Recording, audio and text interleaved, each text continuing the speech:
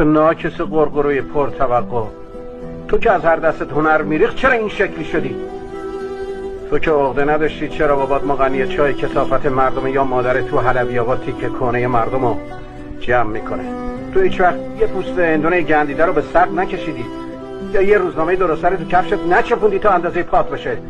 تو هیچ وقت محتاج شام شبت نبودی، تو نیفتادی، نشستی، زمین نخوردی، لم دادی، درمونده نشدی، وا دادی. ولی من از اول بازنده بودم، از همون اولی که لیله کردم آب خورکی خط سنگم افتاد. مثل مگس شتر که خاک بیابون نصیبشه، نصیب منم همین بوده که حالت پیشونی نوشتمه.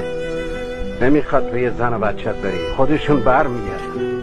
هر زن و بچه‌ای دنبال یه مرد خونه است تا دیرک چادر زندگیشون باشه. بس عوض بیهوش شدن با این سگ مصب یه تکونی به خودت بده.